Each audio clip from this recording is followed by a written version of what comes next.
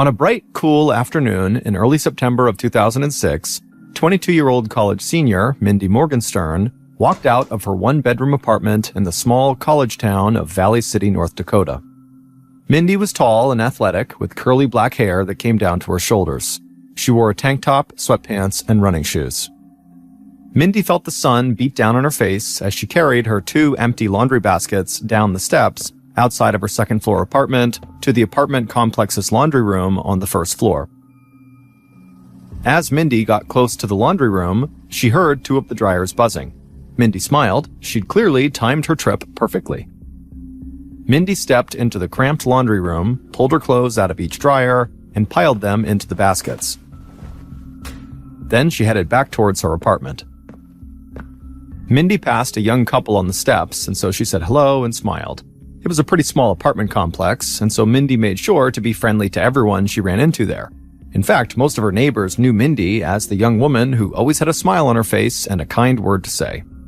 The couple said hello back to Mindy and smiled as well, and then Mindy continued the walk back up to her apartment. Mindy grabbed her key from her pocket and she tried to unlock the door, but she was really struggling to balance the laundry baskets in her arms as she tried to do this. At the same time, Mindy heard a voice behind her, and her neighbor, Mo Gibbs, swooped in and grabbed one of the baskets before it fell out of Mindy's arms. Mindy laughed at herself and then got the door open. She took the basket from Mo, thanked him for his help, and she went inside. Mindy put the baskets on the floor and pushed them up against the wall in the entryway. She knew she should probably just put her clothes away now, but she had some studying she wanted to finish first. So Mindy walked into the living room and sat down on the couch. She reached over and grabbed a pen and a notebook from the coffee table, leaned back on the couch, and started reading through some notes on sports medicine that she'd taken for her class. In high school, Mindy had been a basketball star, and she had dreamed of playing in college, and maybe even professionally in the WNBA someday. But not long after her high school graduation, Mindy had unfortunately been diagnosed with multiple sclerosis.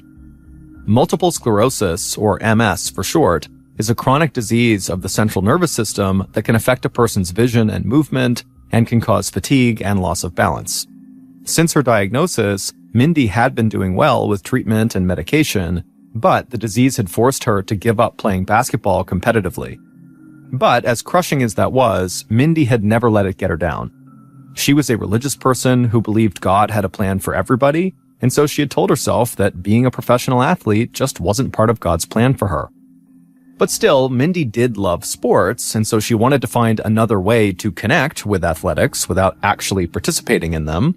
So she had spent her time in college studying to become a physical therapist someday, and she had also started working as an assistant coach for a high school basketball team in the area. In her living room, Mindy was going over her notes when her phone buzzed in her pocket. She put her notes down, grabbed her flip phone, and looked at the caller's number on the small digital display. Mindy took a deep breath. She really didn't want to talk to the person who was calling, but she thought it was rude not to answer. So, feeling resigned, she flipped open the phone and said hello, and she heard the voice of a man in his mid-50s on the other line. And before Mindy could get a word in after saying hello, the man said how excited he was that he'd caught her when she wasn't busy. The man on the other line was Rodney Kuznia, the father of Mindy's ex-boyfriend. Mindy and Rodney's son had broken up over a year ago, but when they were together, it had been very serious. Mindy had even thought they'd get married someday. But her boyfriend had moved to another city for college, and he had gotten tired of being in a long-distance relationship. So he had broken up with Mindy and stopped talking to her. But his father, Rodney, had stayed in Mindy's life. After the breakup, Rodney had called occasionally just to check in on Mindy. Mindy and Rodney had gotten to know each other pretty well when she was dating Rodney's son, so at first Mindy thought the calls were kind of nice. A father figure just making sure she was okay. But after a short time, it all kind of changed. Rodney had started calling several times a week, and Mindy just didn't really like it. Mindy's friends had told her she needed to cut Rodney off completely, just tell him to never call again. And if he did call, she needed to ignore it. Mindy hadn't gone that far, but she had told Rodney that he really needed to back off, and that it wasn't right that he kept calling her all the time. But Rodney clearly had not gotten the message. On this particular phone call, Rodney asked if maybe Mindy would want to get together for dinner sometime. When Mindy heard this, she just sighed. She could hear her friends' voices in her head. "You can't do this. Tell him to go away." Then, in a very calm, polite voice, Mindy told Rodney that she did not think that was a good idea. And she told him again that he really needed to stop calling her so much. Mindy then said goodbye, hung up, and slipped her phone back into her pocket. She hoped Rodney would finally take the hint this time and actually leave her alone. Mindy picked up her notes again, but she couldn't focus. The phone call had totally thrown her off. She thought about calling her ex-boyfriend to let him know what was going on, but things hadn't ended well between them, and she didn't feel like stirring up any bad feelings. So she stood up, stretched, and headed outside to take a walk. Even though multiple sclerosis had kept Mindy from pursuing her basketball career, she still stayed very active. And as much as she loved being around other people, she was almost never happier than when she was outside by herself going for a walk, feeling the sun beat down on her with the wind at her back. And that day, going for a walk outside did the trick. By the time she got back to her apartment, she'd put the stress of the phone call with Rodney behind her. Once she was back inside her apartment, Mindy carried the laundry baskets to her room, and she put her clean clothes away. Then she took a shower, got dressed, and went out to meet her two best friends for dinner. Later that night, when she got back from dinner, Mindy parked her car, stepped outside, and headed up the steps to her apartment. After her walk earlier that day, and now after hanging out with her best friends for the night, Mindy was in a great mood and smiling ear to ear. But then, something strange happened when Mindy got to her door. She felt the hair on her neck stand up. It felt like someone was watching her. She turned around, but she just saw the cars in the parking lot and the outline of the trees in the moonlight across the street. But Mindy still felt uneasy. So she got inside her apartment as fast as she could, and she closed and locked the door. She sat down on the couch and tried to calm herself down. Mindy's friends often made fun of her and said she was afraid of her own shadow, so Mindy told herself her friends must be right, that she was just making things up in her head and getting scared for no reason, and that everything was actually just fine. At around 12:45 p.m. on September 13th, 2006, so over a week after the phone call from Rodney, Mindy walked down the steps outside her apartment, carrying an empty laundry basket in her hands like she'd done a week earlier. Mindy didn't understand how it was already time for her to do laundry again, but she and her two best friends had plans to go out that night, and she hadn't found anything clean that she wanted to wear. So Mindy made her way to the laundry room, took her clean clothes out of the dryer, and piled them high inside of her basket. She was excited to go out that night. She and her friends were always busy with school, with work, or with guys they were dating, but they always made time for each other. And for Mindy, who had grown up in a small town and been really close with her family, having good friends like that made all the difference in the world. Mindy had been nervous when she first moved away from home to go to school, but now she couldn't imagine living somewhere without her two best friends right nearby. Mindy carried the basket out of the laundry room, walked up the steps to her apartment, got her key out of her pocket, and unlocked the door. This time it was a bit easier because she only had the one laundry basket in her arms. Once inside the apartment, Mindy put the laundry basket down and pushed it up against the wall in the entryway, but when she turned around to close her door, she saw someone standing there. Mindy smiled politely and was about to reach out and still just close the door on this person, but before she could, this person just stepped right inside of her apartment and slammed the door behind them.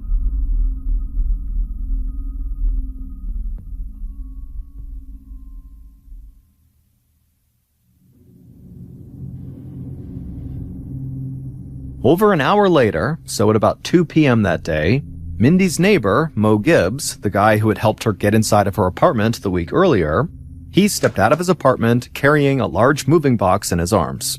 He was going to load up his car downstairs because he, his fiancée, and her younger daughter were in the process of moving to another apartment complex. But when Mo walked past Mindy's apartment, he stopped. The scent of a cleaning product or disinfectant hit him really hard, like somebody had poured out a bunch of Pine Sol nearby. But regardless, Mo just walked past her door and made his way downstairs to the parking lot. And for the rest of the day, other residents of this complex noticed that same really intense chemical smell coming out of Mindy's apartment, but nobody thought it was anything to worry about. Then, at about 9 p.m., so roughly 7 hours after Mo had passed by the door and first noticed that smell, Mindy's two best friends pulled into the parking lot of Mindy's apartment complex. They had been trying to get a hold of Mindy for a while because they had thought she was going to meet them at a bar that night. But when Mindy never showed, and when she didn't answer her phone, they started to get worried because Mindy always answered her phone.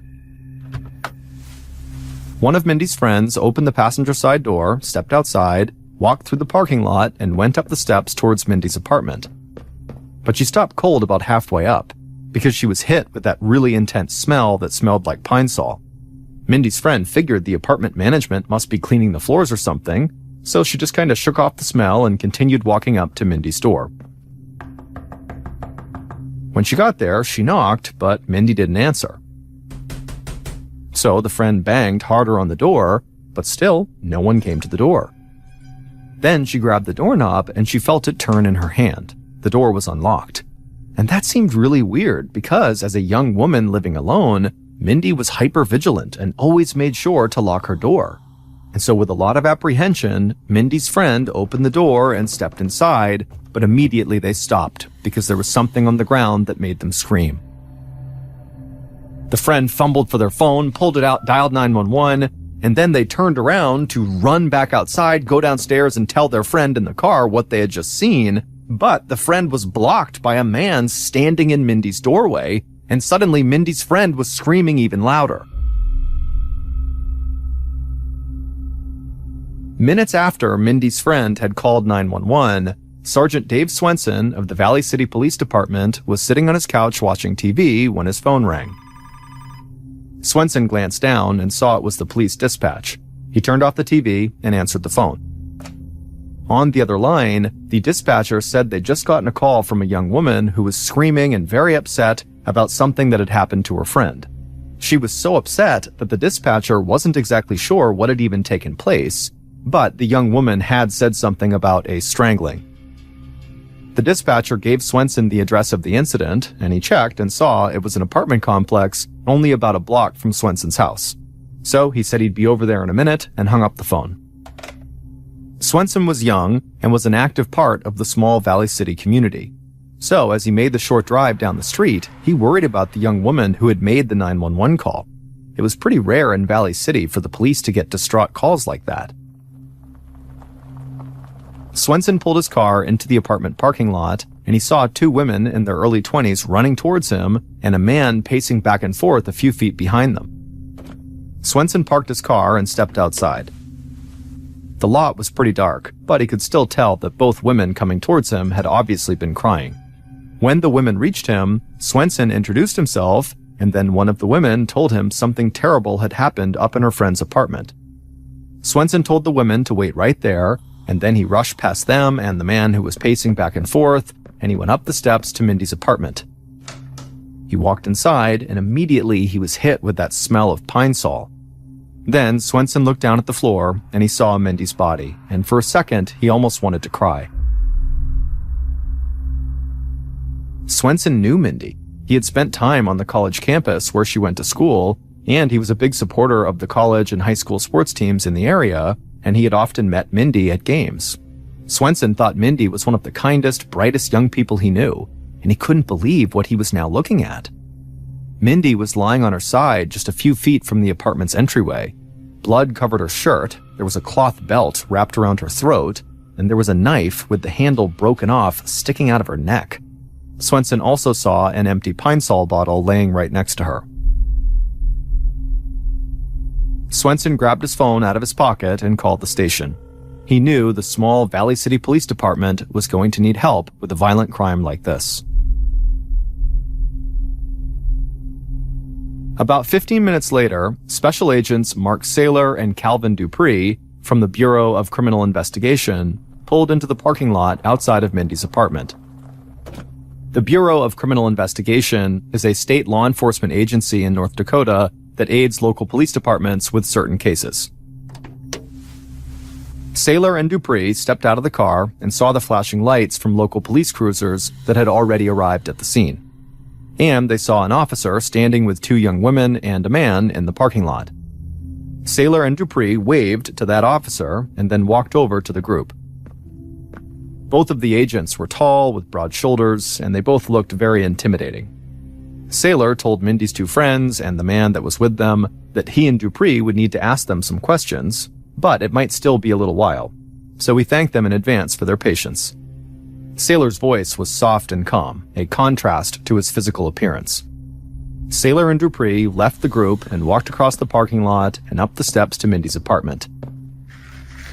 They put on their gloves and went inside with the few other local officers that were already in there. Like everyone else who had been near Mindy's apartment that day, the first thing Saylor and Dupree noticed beyond Mindy's body was the strong smell of pine sol. The agents approached Mindy's body and crouched down to get a closer look. It was immediately evident to them that whoever had done this had poured pine sol all over Mindy's body and then tossed the empty bottle to the ground. They figured that the killer must have done that to try to get rid of any physical evidence they might have left behind on Mindy's body. After spending a few minutes examining the victim, Saylor and Dupree did a sweep of the small apartment. In Mindy's bedroom, they saw photos of her and her parents, and of her goofing around with her friends. There were sports trophies and ribbons, and suddenly it just hit both of the agents how young Mindy was and how happy she looked in every picture they had taken of her. It didn't take long for Saylor and Dupree to notice that really nothing in any of the rooms seemed out of place, and there was no sign of forced entry, so this did not look like a robbery to them. Not long after the agents had walked through the apartment, state forensics officers arrived. They got right to work examining blood spatter on the floor and on Mindy's body. Then Saylor and Dupree watched as one of the forensics officers examined Mindy's hands and fingers, and at some point, that officer turned and said he'd found something. Parts of Mindy's fingernails had broken, and she had scratches on her hands. The officer said that indicated that Mindy had put up a fight against her attacker. The forensics officer examined Mindy's fingernails even closer, and he was convinced there would be DNA material from the killer under Mindy's nails. So the officer ordered that Mindy's hands be treated as vital evidence from that moment moving forward. And so another forensics officer approached Mindy's body with 2 evidence bags, and Saylor and Dupree watched as the forensics officers worked together to painstakingly slide these evidence bags over each of Mindy's hands, and then once they were over, they tied the bags off to keep Mindy's hands from being corrupted until an autopsy could be performed. While the forensics team continued working in the apartment, Saylor and Dupree headed back outside to the parking lot. Once there, they approached Mindy's 2 friends and that man, who were all still standing with a local officer. Mindy's friend, who had actually discovered the body, told the agents that she and her other friend had wanted to meet Mindy at a bar that night, but Mindy never showed up, so they came here to check on her. Then Agent Saylor asked the man who was there if he was a friend too, but the man shook his head. He said his name was Robert Linz, and he was one of Mindy's neighbors. He said he'd heard screaming outside of his apartment, so he'd run out to see what was going on. Then Robert said he saw Mindy's friend in the apartment, and he walked in to make sure she was okay, and that's when he saw Mindy lying on the ground. Saylor and Dupree thanked Mindy's 2 friends as well as the neighbor, Robert, and the agent said they would probably need to follow up with all of them soon. Then Saylor and Dupree walked through the parking lot to go back to Mindy's apartment. But as they walked, they talked about Mindy's neighbor, Robert. The guy was wiry and covered in tattoos, which was really not a typical look for people who lived in Valley City. But Saylor and Dupree didn't really care about Robert's tattoos. What they cared about was they had noticed multiple cuts on one of Robert's hands.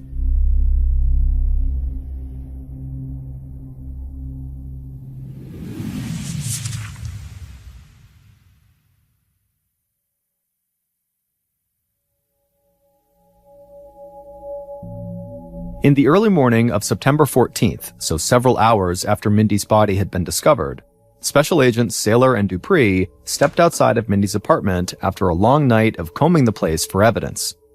The sun was starting to rise and the morning was quiet, but Saylor and Dupree knew that would change as soon as the news about Mindy's murder began to spread through this small town. The agents had worked enough cases in tight-knit communities to know that panic and fear can easily rip through a place like a virus whenever a horrible crime has been committed.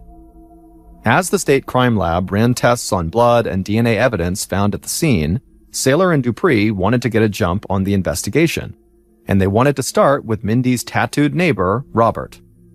Saylor and Dupree had enough experience to know that some killers would come right back to the scene of the crime when their victim had been discovered. Killers often did this to monitor police activity or to try to alter evidence before police arrived. The agents did not think Mindy's two girlfriends had anything to do with her murder, but Robert seemed like a legitimate suspect. Forensics officers had said they believed Mindy put up a fight, and Robert had those fresh cuts all over his hand. So, Saylor and Dupree began by running a quick background check on Robert. The check revealed that Robert had moved to North Dakota from California, and when he was still in California, he had served over 2 years in prison for stealing a car at gunpoint. Later that morning, Saylor and Dupree interviewed Robert in a small interrogation room at the local police station.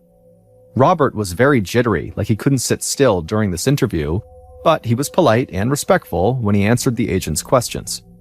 Robert told them again that he had just heard a woman screaming outside of his apartment, so he had gone out to see what was wrong. Then he said he actually stood in the doorway of Mindy's apartment, which initially scared the friend.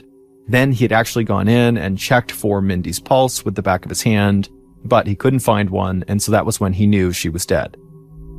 Saylor and Dupree looked at each other almost like they weren't sure what they had just heard. Dupree asked Robert why he would check Mindy's pulse with the back of his hand and not the tips of his fingers. And without hesitating, Robert said he did that because he did not want to leave his fingerprints on the body.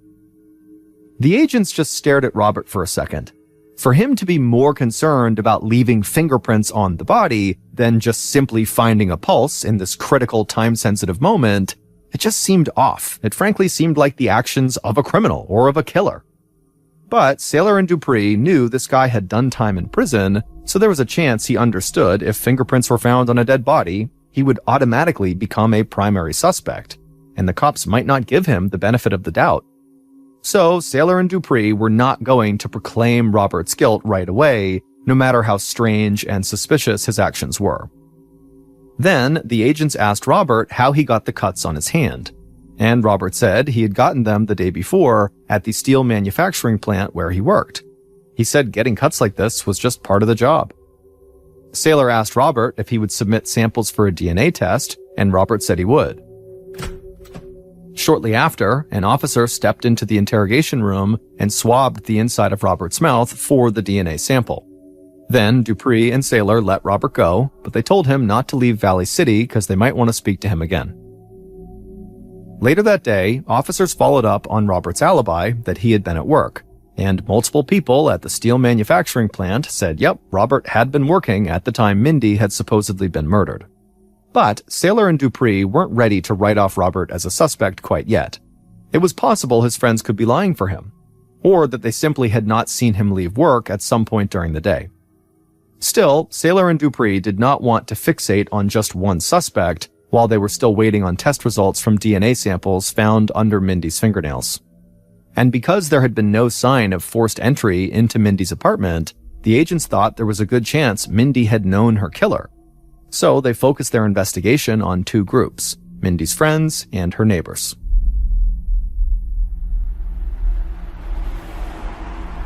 A couple of days into the investigation, and Agent Saylor and Dupree returned to Mindy's apartment complex to interview as many of her neighbors as possible. The agents were accompanied by a local officer, and when they all got to the parking lot, that officer immediately recognized someone. Mindy's neighbor, Mo Gibbs, the man who had helped Mindy hold her laundry while she unlocked her door a couple of weeks earlier, was loading more moving boxes into his car. Mo was a jailer at the county jail, and so he knew most of the officers at the Valley City Police Department. The officer waved hello to Mo and said that they'd love to talk to him to see if maybe he could help them with their investigation. Mo said he'd be happy to help, and he slid a moving box into the back seat of his car and then walked over to that officer and the two agents. Mo was this really tall, huge guy who was built kind of like a tank, and he had a big smile and bright eyes. Agent Saylor said to Mo that because he worked in law enforcement, he might have noticed something on the day of Mindy's murder that the other people in the apartment complex who did not work in law enforcement might have missed. Mo nodded and thought about it for a second, and then he said the one thing he had noticed was the smell of disinfectant on the second floor of the apartment complex on the day Mindy died. But he had just figured somebody was going overboard with their cleaning. Then Sailor asked if Mo could give them any other information about Mindy that could possibly point them in the right direction. Mo said he didn't know Mindy well, but everybody at that complex knew Mindy was like this unbelievably nice person who was kind to everyone. And so Mo said, he couldn't imagine anyone who actually lived in the apartments doing this to her. That maybe it was somebody who did not live in this complex. The special agents and the local officer thanked Mo for his insight, and then they began making their way towards the complex to begin doing interviews with other neighbors. And throughout the day, as Sailor and Dupree talked to more of Mindy's neighbors, they almost all told the same story as Mo. Mindy was nice to everybody, and she always seemed happy, and so they couldn't understand how anyone from this complex, or really anywhere, would have wanted to hurt her. That day, investigators were able to take DNA samples from a number of Mindy's neighbors, but the tests would take time, and investigators couldn't automatically rule anyone out yet. So Sailor and Dupree shifted their focus from the people at the apartment complex to Mindy's friends. And right away, several of Mindy's friends all said the same thing. The police needed to look into Mindy's ex-boyfriend. He and Mindy's breakup had been pretty bad, and most of her friends thought Mindy still had feelings for him, but he didn't feel the same way. So there was a chance that maybe they'd gotten into a fight and things maybe turned violent. The following day, Sailor and Dupree met with Mindy's ex-boyfriend, who went to college in a different city. And they discovered pretty quickly that he had been on his own college campus at the time they believed Mindy had been killed. But Mindy's ex-boyfriend told Sailor and Dupree this story that seemed so bizarre to them that they almost immediately changed the focus of their entire investigation. Mindy's ex-boyfriend said that his own father, Rodney Kuznia, was obsessed with Mindy. And no matter how many times he had asked his dad to stop calling Mindy and to please leave her alone, his dad had refused. Rodney would tell his son that he and everybody else didn't understand the powerful connection he shared with Mindy. Soon after talking to Mindy's ex-boyfriend, Sailor and Dupree were able to search Mindy's cell phone records, and they discovered that Rodney had called Mindy several days in a row leading up to the murder. Then they also saw that he had left Mindy multiple voicemails after she had been killed. And when they listened to those voicemails, they heard Rodney crying and saying he knew what had happened to Mindy and how he couldn't believe he had been robbed of having her in his life.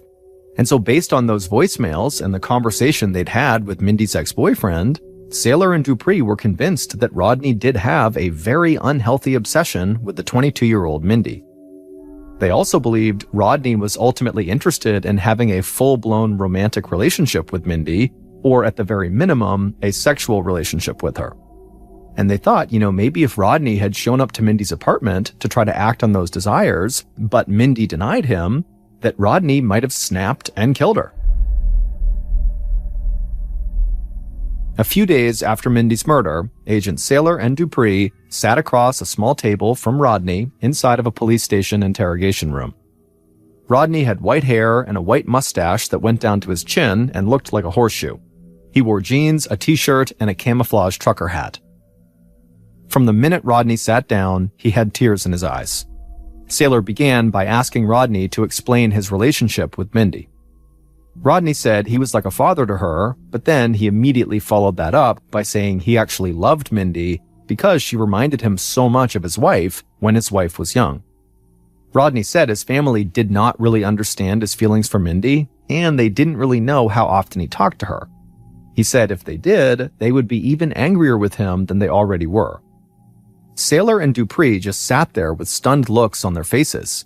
They had seen plenty of older men who were interested in younger women, but there was something about Rodney that just seemed totally different to them. And neither of them could tell if this guy was putting on some elaborate act to cover up what he did, or if he was really paralyzed with grief. Then Rodney looked up at the agents with his red eyes and said, quote, "God picked a beautiful flower," end quote.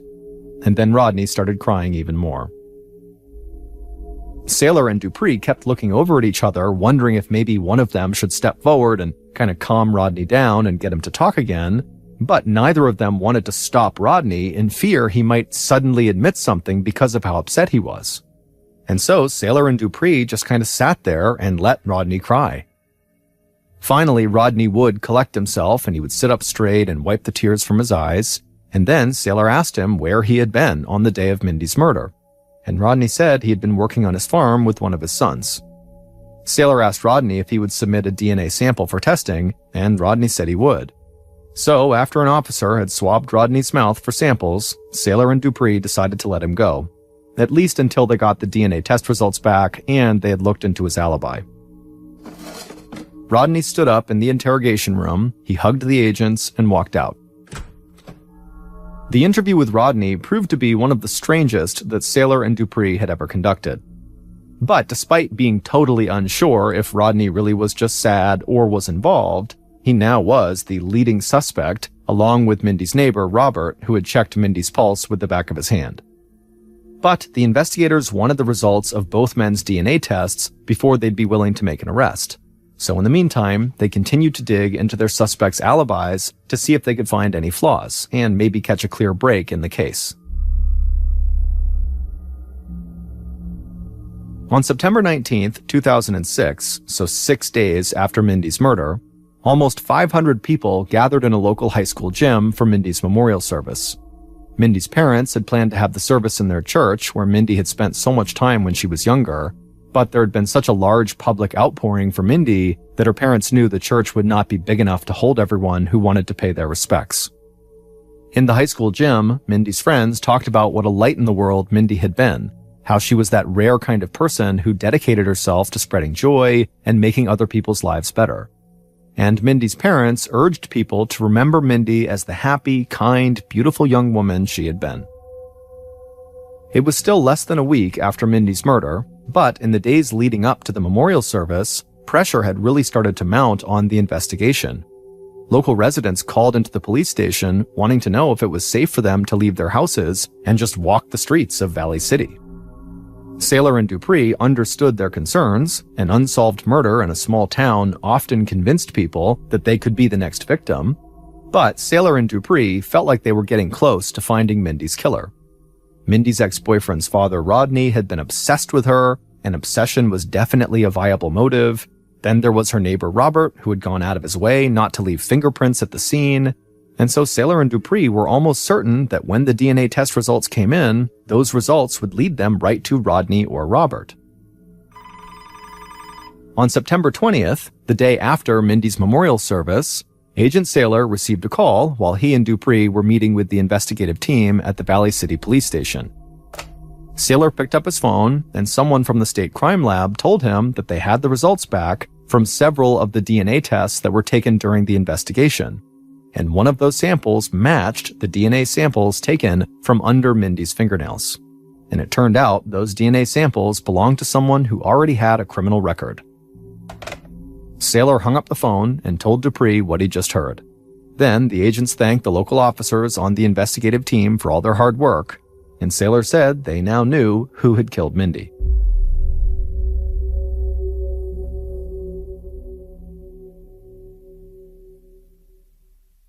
Based on DNA test results, evidence found at the scene of the crime and on the victim's body, and interviews conducted throughout the investigation, here is a reconstruction of what investigators believe happened on September 13th, 2006, the day someone murdered 22-year-old Mindy Morgenstern.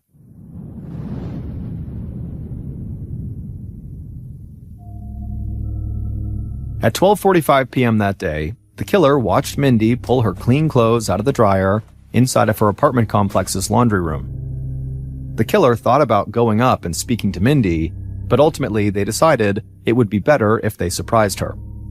So the killer stepped away from the laundry room and quickly walked across the first floor of the apartment complex.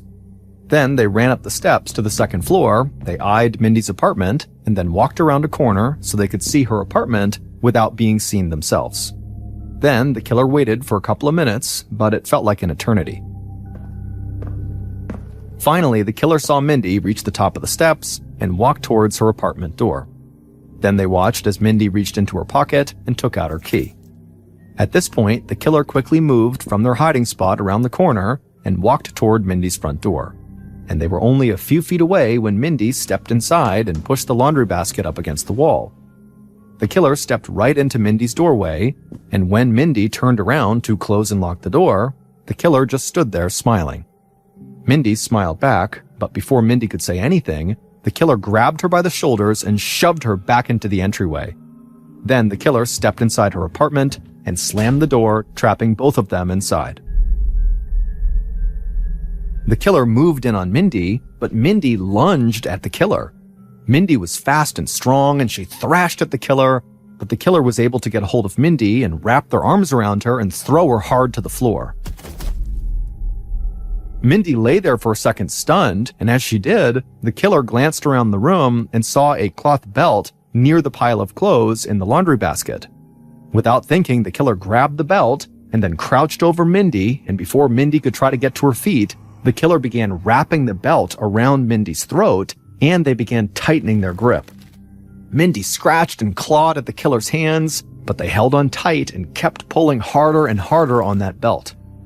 Mindy gasped for air over and over again until she couldn't anymore, and then finally the killer loosened their grip, and Mindy collapsed fully on the floor and stopped fighting. But the killer could still hear Mindy wheezing. She was alive. And the killer knew they had already been in the apartment much longer than they had planned. So the killer left Mindy struggling to catch her breath on the floor, with the belt still wrapped around her neck, and they rushed into the kitchen. They began pulling open all the drawers until they found a large, sharp kitchen knife. Then the killer took that knife and marched back to where Mindy was still on the floor. The killer crouched down again, grabbed Mindy by the hair, tilted her head back, put the blade just above where the belt was wrapped around her, and slit Mindy's throat. Afterwards, the killer jabbed the knife deep into Mindy's neck. Blood poured down Mindy's neck and onto her shirt and arms, and then Mindy died. The killer stood up and looked down at Mindy's body. Suddenly, they started to panic. There was so much blood, and Mindy had really fought back. The killer knew they must have left physical evidence on her body, and there were definitely fingerprints on the knife. So the killer darted back into the kitchen and threw open the cabinets under the sink. And there, they found a pair of rubber cleaning gloves and a bottle of pine sol. The killer put on the gloves, grabbed the bottle that was almost full, and went back to Mindy's body. The killer put the bottle down on the floor, then they gripped the knife handle sticking out of Mindy's neck in one hand, and then braced the other hand against Mindy's shoulder, and they broke off the knife handle. Then they pocketed the handle and grabbed the bottle of pine sol.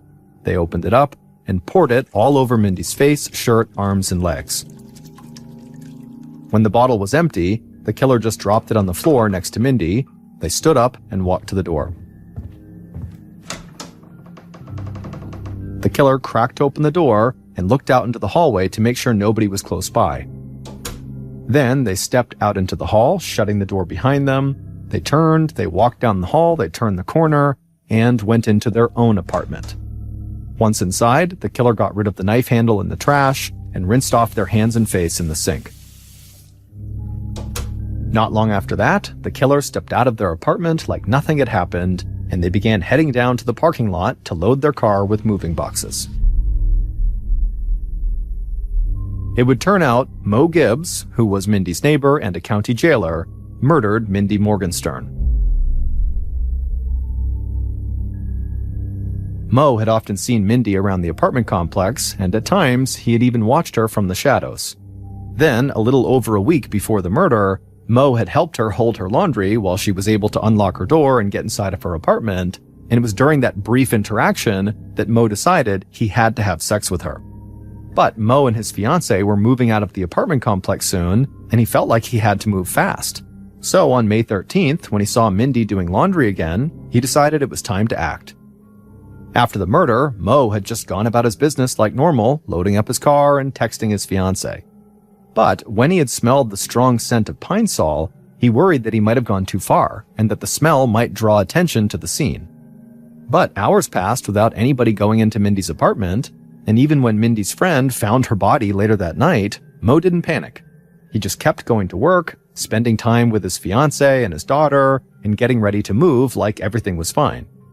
But when the DNA test results came in, they pointed investigators directly to Mo. And so Agents Saylor and Dupree started digging into Mo's history, and they discovered he was not the man he said he was. Years before Mindy's murder, he had changed his name to Mo Gibbs, come to Valley City, and taken up an entirely new identity. This had allowed Mo to hide the fact that he had prior convictions when he applied for his job at the county jail. But Mo's past came out when the DNA under Mindy's fingernails matched the samples he had provided, because it also turned out that Mo's DNA samples matched DNA samples found in an unsolved rape case that had taken place years earlier in Fargo, North Dakota. And so police came to believe that Mo had attacked Mindy in her apartment with the intention of ultimately raping her, but when Mindy had fought back so fiercely, Mo abandoned that plan and just killed her. Police arrested Mo, and following his arrest, 6 women came forward and accused him of sexually assaulting them while they were prisoners in the county jail where he worked. And one of those women actually said Mo had sexually assaulted her just hours before Mindy was murdered. Mo Gibbs was found guilty of Mindy's murder, and he pled guilty to 6 counts of rape stemming from the accusations made by the women who had come forward. He was sentenced to life in prison without the possibility of parole. 2008, 22-year-old Julian Buchwald was living in a small rural town in southern Australia called Budgeree. He lived there with his parents, who owned a small house on a massive 1,200-acre plot of land, which for reference is about 2 square miles. However, this land was made up mostly of thick brush and forested areas, so for the most part, they just stayed close to their actual house. However, there was a waterfall deep into the woods on their property that periodically they would go to visit. Less than a 20-minute drive north of Budgeree was another small rural town called Churchill, and in that town was Julian's girlfriend, 17-year-old Carolyn Watson, who also lived with her parents. The young couple had met 2 years earlier at the church they both went to. They were both very devout Christians, and their plan was to get married the next year when Carolyn turned 18 and was done with her studies. On Tuesday, March 4th of that year, Julian and Carolyn decided to go out and have a picnic lunch at the waterfall on Julian's family's property. So, early that afternoon, Julian left his house, he hopped in the family car, he drove north to Churchill, he picked up Carolyn, and then he drove her back to his family's property, where he turned onto a dirt road that would take them into the forest to the waterfall. At some point along this short, bumpy road through the forest, Julian was looking out ahead of the car when he spotted what looked like roadkill on the side of the road. And this roadkill, it looked bigger than he was used to seeing in this area. And so he stared at it as the car kind of rolled past it. And right after they had driven past the roadkill, he turned to Carolyn and said, hey, there's some really weird roadkill on the side of the road right over there. And so Carolyn, who really didn't care, she kind of slowly looked up and turned around and looked, but she didn't see it. And then after that, the two of them did not discuss the roadkill any further. And so Julian just continued to drive along this dirt road until the road kind of opened up into this big clearing. And in the middle of this clearing, which was basically this field, there was a small pond with a 10-foot-high waterfall feeding into it. This was the waterfall. And so Julian parked the car right at the end of the dirt road, right on the edge of this clearing, and he and Carolyn got out. They went around to the back of the car, they got their picnic supplies out of the trunk, and they set up their picnic lunch right on the edge of this pond, looking up at this waterfall. And they were there for about an hour, just kind of enjoying each other's company, and then around 2:30 p.m., they realized it was time to go, because they had told their family they'd be back by 3. And so they packed up all of their picnic stuff, they went back to the car, they put it back in the trunk, they hopped back inside the car, Julian turned it on, he turned the car around, and they began driving back down the dirt road that had brought them in. And as soon as they began driving down this road, Julian remembered the strange roadkill he had seen on their way in. And he decided that he wanted to stop and get out and actually go up to it. And so as they're driving along, he looks over at Carolyn and says, "Hey, do you mind if I stop the car when I see the roadkill so I can go look at it?" Carolyn looked at him and she's like, "Okay, but remember, we have to be back by 3 p.m. That's what we told our families, so please be quick." And so Julian said, "No problem." And so he continued driving along, scanning for this roadkill. But after driving for several minutes, he had not found the roadkill yet, and he started to become worried that he had just driven past it without realizing it. And so he stopped the car. They're pretty close to the end of this dirt road. They're almost back to Julian's property, but he stops the car right in the middle of this dirt road, and he turns to Carolyn and says, "Hey, I think I drove past it. Do you mind if I just hop out and run back?" And so Carolyn was totally annoyed that this roadkill viewing was really becoming quite involved. But she says, okay, go, but again, you gotta be quick because, it's almost 3 p.m.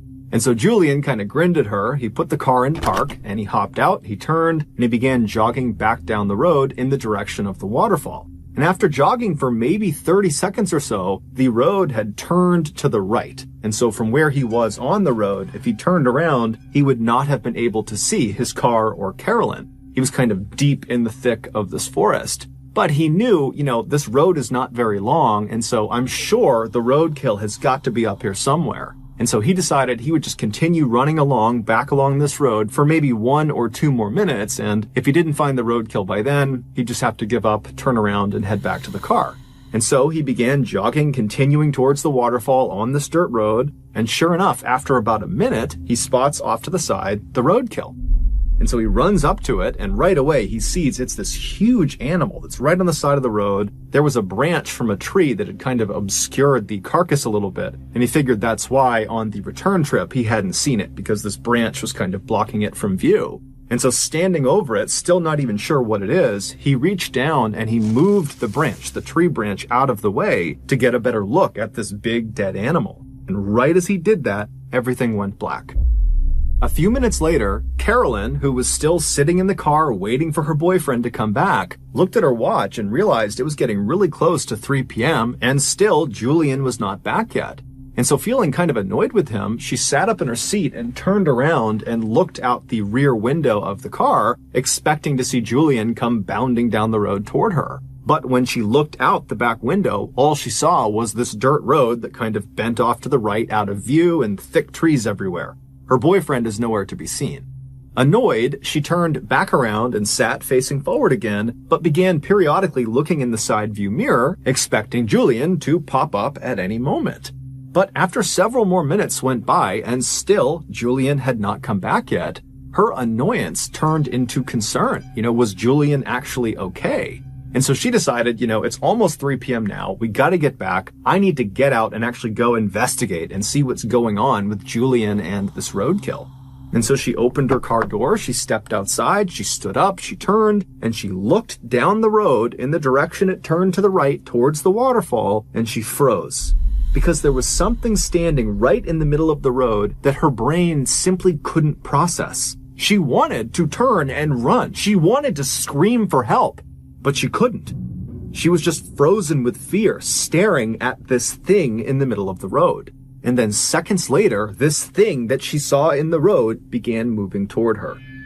Around 3:30 p.m. that day, Julian's mother, who was at the house, realized her son had still not come back from his picnic. And this was very unlike him. He was extremely punctual. And so she stepped out onto the front porch to wait for him.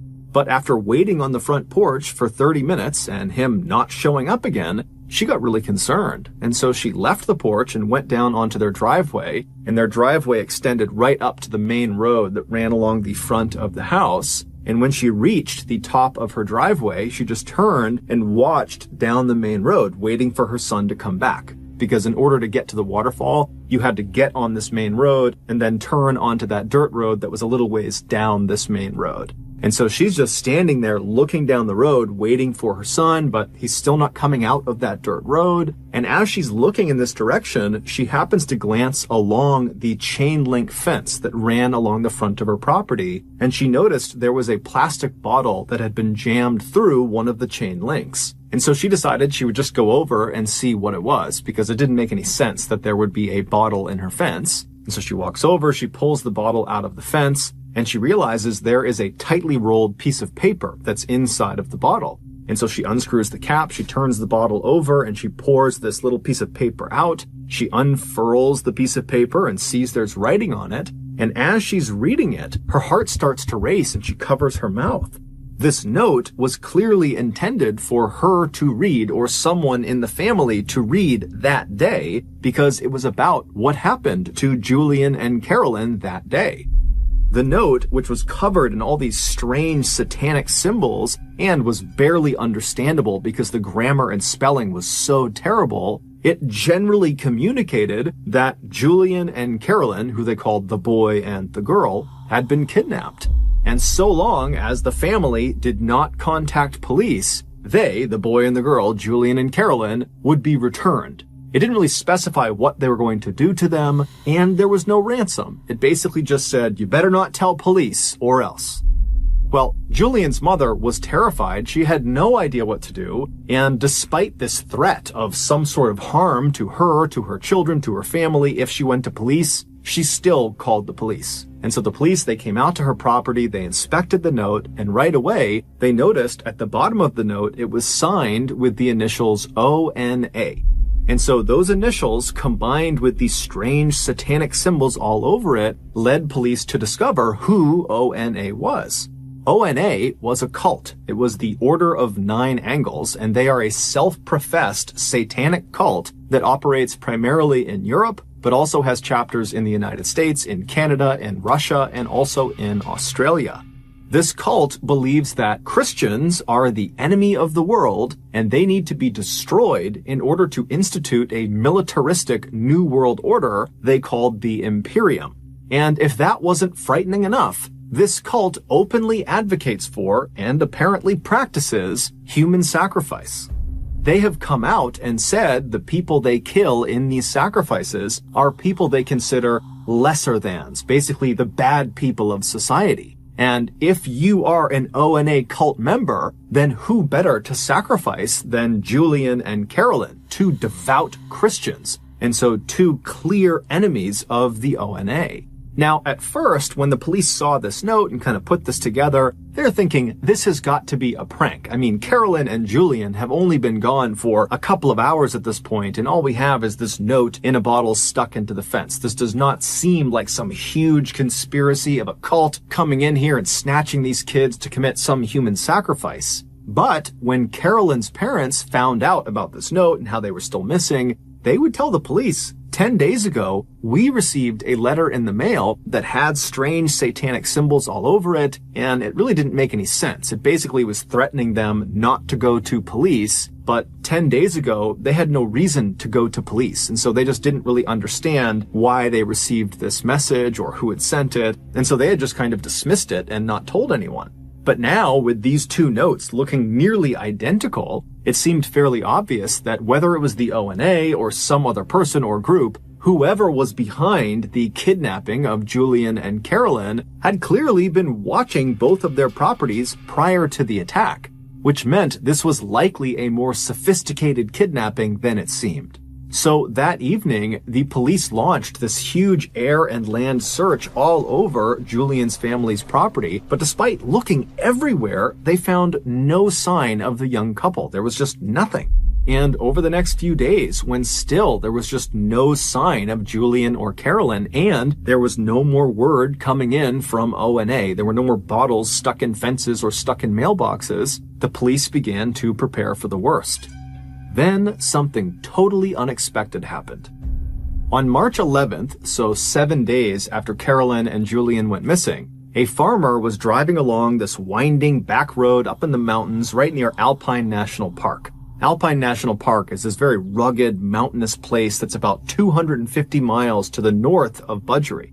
And so as this guy is driving along this road, which is very heavily forested on either side, he sees up ahead this young man and young woman who are barely wearing any clothes come stumbling out of the forest and kind of plop down on the side of the road. And so concerned they're hurt or they're lost or something, the farmer rolled right up next to them and he rolled his window down and asked, hey, are you guys okay? And they got up and they kind of stumbled their way over to the car and they introduced themselves as Carolyn and Julian and they pleaded for his help.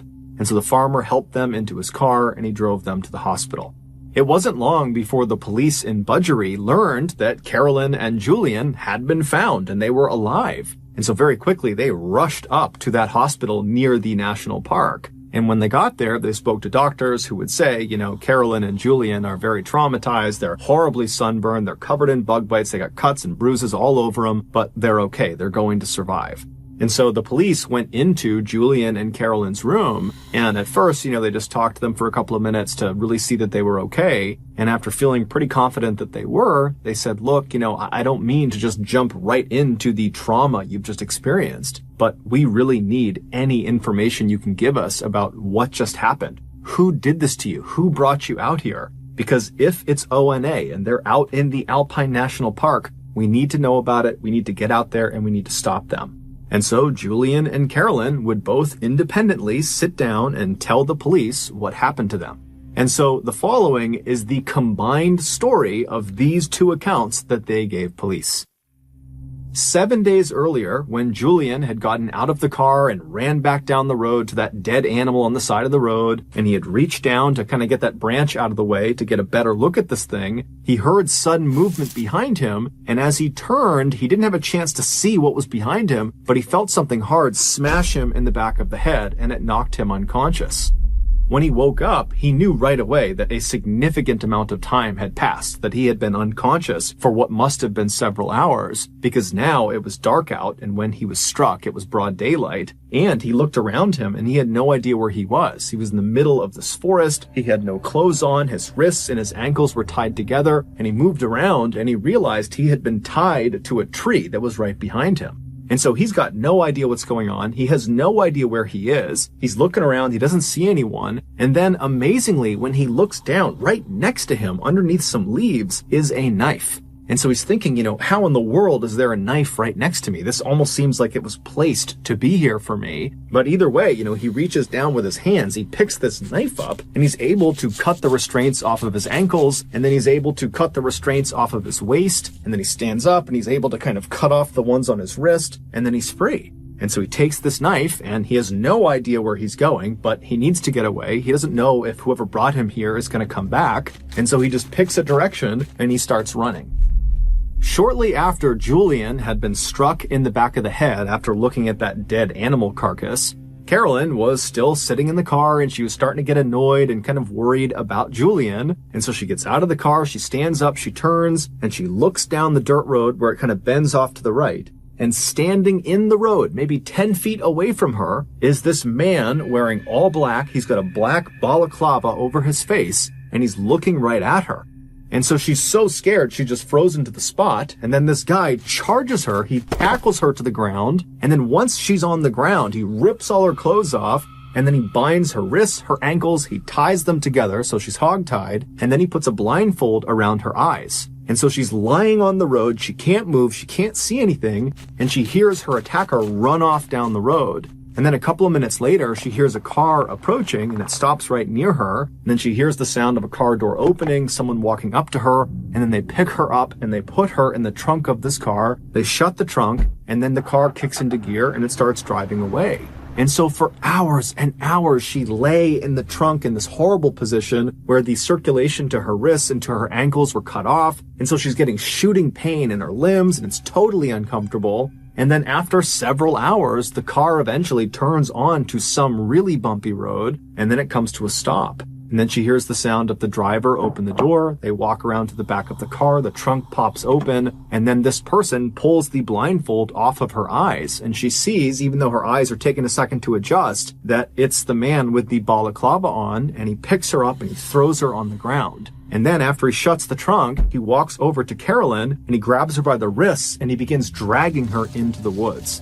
And so as she's being dragged, Carolyn is thinking, I'm about to be killed somewhere in the middle of the woods. There's nothing I can do. I can't go anywhere. I can't do anything. And after several minutes of being dragged, she gets dropped. And then this man with the balaclava, he walks back to the car and he gets a shovel. And when he walks over to her, he makes a special point of showing her the shovel. And then he rolls her onto her side so she's positioned in such a way that she can see what he's doing. And then right in front of her, he takes that shovel and he begins digging a hole in the ground.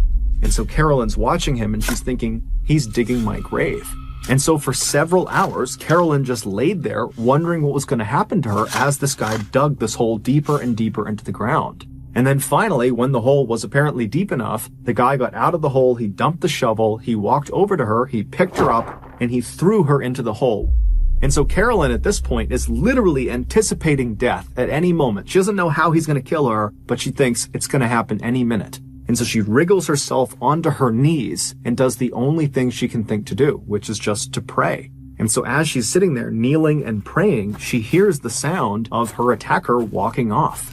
Now, the hole was deep enough that she actually could not see where he was going, but she could clearly tell he was walking away. It was almost like her prayer had been answered, that this guy was going to leave her alone. But even with this guy potentially gone, she was still in a perilous situation because she's stuck in this hole. She can't go anywhere. She's still tied up, and the temperatures are dropping rapidly, and she's got no clothes on.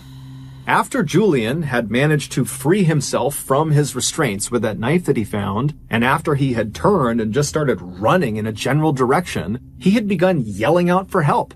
He knew that by yelling out, he very likely could be alerting the person who had brought him here, but he's thinking, it's freezing, I don't have clothes on, I have to get help right now, and maybe Carolyn is out there. And so he's just kind of yelling out for help. And at some point, a voice yells back to him, and it's a voice he knows very well. It's Carolyn.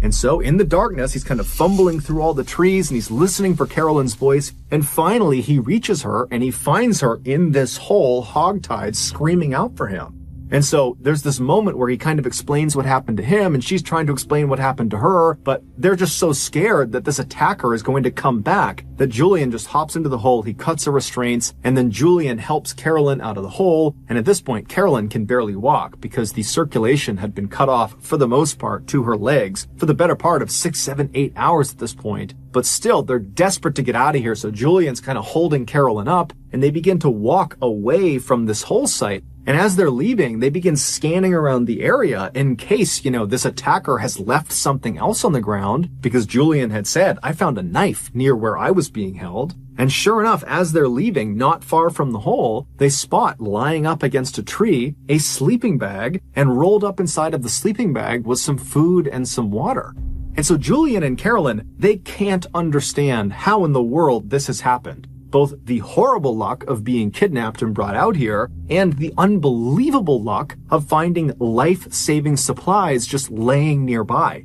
But either way, they grab the sleeping bag, they grab the food and water, and they take off running.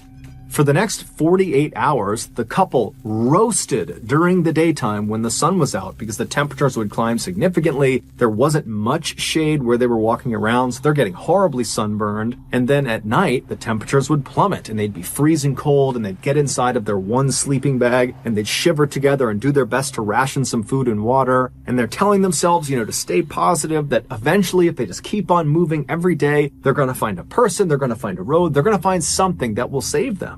But to their horror, at the end of those first 48 hours, as they're stumbling through this mountainous, treacherous terrain, they found themselves stumbling back into the same area they had tried to run away from. There was the hole in the ground where Carolyn had been thrown inside of. They had accidentally, over the past 2 days, walked in a big circle. Now, luckily, when they arrived back at this site, there was no one there. The attacker was long gone. And it would turn out this accident likely saved their lives. Because as they looked at this site, they saw propped up against a tree was a backpack. And so they ran over to the backpack, they opened it up, and there was food, water, some clothing, and a map of the area. Now, again, the couple is totally dumbfounded why they are just happening to find these life-saving supplies right when they need them. But at the same time, they're thinking, okay, well, if these supplies are sitting here, then certainly the person who has left them here, their attacker, they're going to be back soon.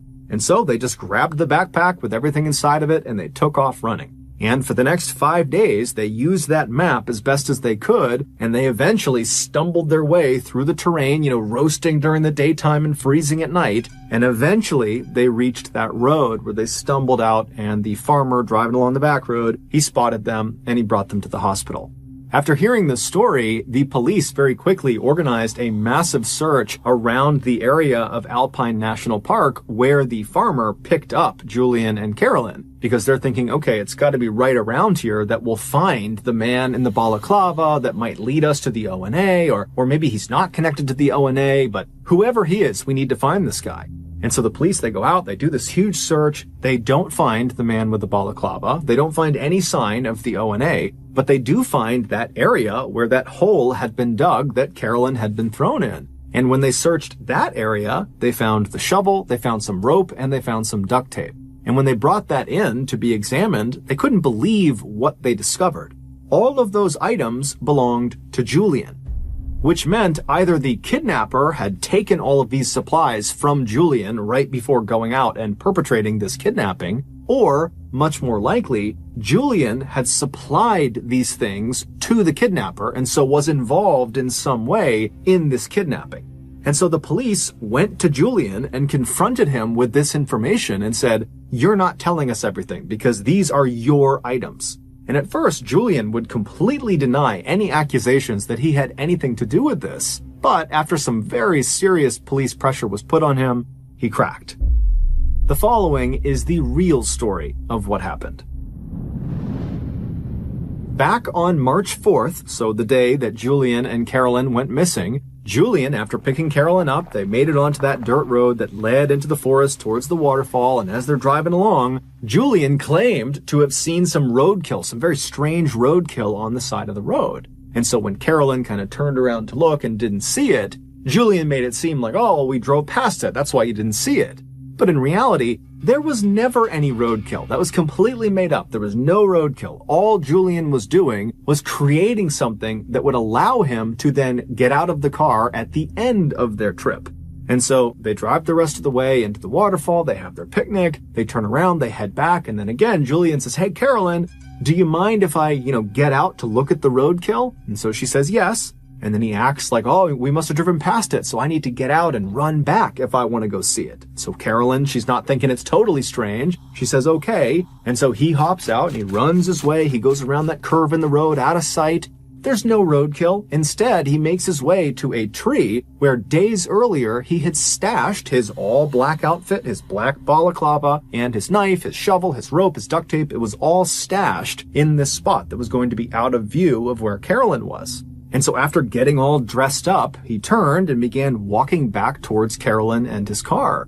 And when he turned the corner, he saw Carolyn was already standing outside of the car. And so he charged her, he tackled her to the ground, he ripped her clothes off, he hog-tied her, he threw her in his car, and then he got all of his supplies, he threw those in the car too, and he began driving away. And for 6 hours, he drove north all the way up to Alpine National Park. And then when he got there, he found a road that would kind of go off the trail a ways into the forest, at which point he opened the trunk, he pulled Carolyn out, he threw her on the ground, he dragged Carolyn into the woods, and then with her blindfold off, he made sure to show her the shovel and he began digging that hole to give her the impression that he was going to kill her and bury her. He really wanted her to be totally terrified. And then after he had dug this hole, he dumped her into the hole. And then when she couldn't see what he was doing because she's deep inside of this hole and she's all tied up, he ran away. And when he was far enough out of view, he took off all of his clothes and kind of stashed it near a tree. And then completely naked, besides his knife, which would be his alibi for how he had gotten free, he began moving back towards the site where he knew Carolyn was in this hole. And then after waiting a little bit, he began yelling out for help. And then she heard him. And so she yells back to him, "Yo, Julian, I'm over here." And so Julian goes to the sound of her voice, and then when he sees her, he pitches her this ridiculous story about how he was tied up over there, but he found this knife, and he was able to cut himself free, and look, I'll cut you free, and oh, the attacker's gonna come back soon. And so he helps her out of the hole, and oh, look, they left a sleeping bag and some food and water, let's go. And so he grabs the supplies, and they head off into the bush. Now, the whole time, over the course of these 7 days, Julian knew exactly where he was. And so when they accidentally went in a circle and arrived back at the site where the hole was and then found that backpack that had more food and more water and some more supplies, that was intentional. That was not an accident. He had left the backpack there, and so that's why they had doubled back. And then 5 days later, after scampering through the wilderness, they magically found the road. But again, Julian knew where the road was. He had intentionally stayed out for the days that they were out there. And so after Julian tells the police all this, they say to him, was Carolyn in on this? I mean, did she know this was going on? And he said no. The whole time she believed they were getting stalked by their attacker. And if they ever caught up to them, they would be killed. And so the police are like, okay, well, why did you do this? Julian would say, he and Carolyn were both very committed to their faith, and they both believed in not having sex before marriage. But over time, Julian had gotten to the point where he just couldn't wait any longer to have sex with Carolyn, and they weren't scheduled to get married for another year. And he just did not think he could wait a full year before they could finally have intercourse. And so he had staged this entire kidnapping in order to hopefully coerce Carolyn into having sex with him.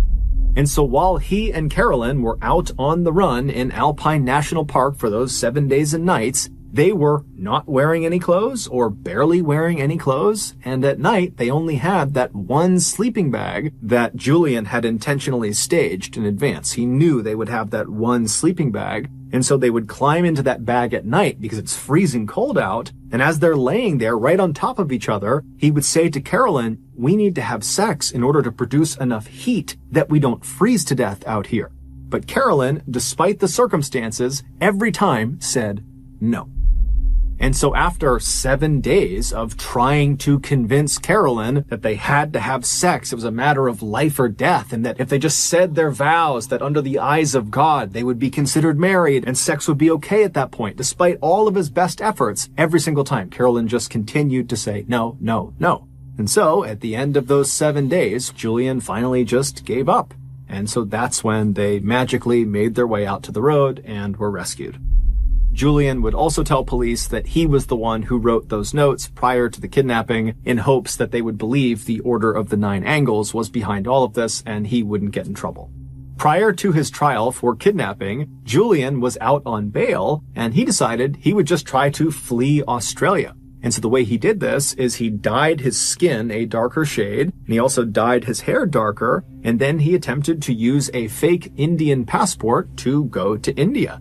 And he was able to fool Australian authorities, but when he arrived in India, he was immediately found out and he was extradited back to Australia where he would stand trial.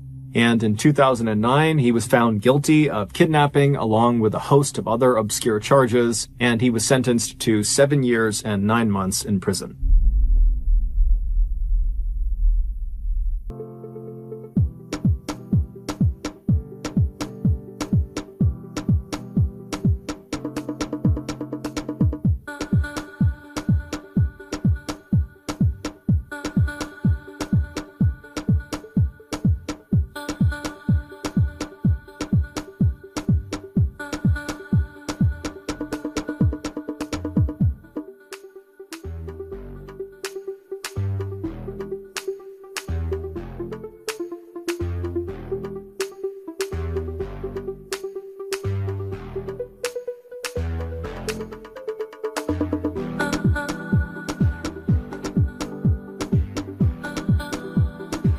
Thank you for listening to the Mrballen podcast. If you got something out of this episode and you haven't done this already, please invite the 5-star review button to come on over your house for a nice, fun, casual game night. And as soon as they step inside, immediately ambush them, handcuff them to the bed, and then have a priest perform an exorcism on them. Also, please subscribe to the Mrballen podcast on Spotify, Apple Podcasts, Amazon, Google, and anywhere else you find your podcasts. This podcast airs every Monday and Thursday morning, but in the meantime, you can always watch one of the hundreds of stories I have posted on my YouTube channel, which is just called Mrballen. If you want to get in touch with me, please follow me on any major social media platform and then send me